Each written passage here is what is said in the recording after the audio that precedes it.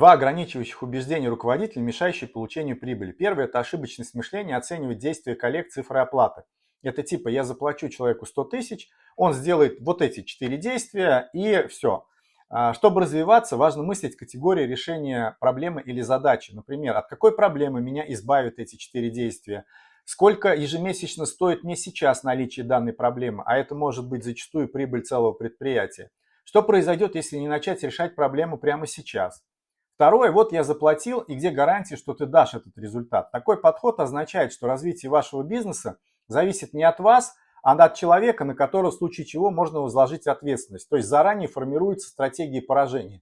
Зрелый подход здесь. Давай подумаем и вместе сделаем. Этим вы приучаете мозг не искать, где ваш коллега ошибется, чтобы, например, ему не заплатить, а что вы совместно решаете задачу и разделяете ответственность за результат. Хотите еще больше инструментов для развития бизнеса? Запишитесь на консультацию в личке.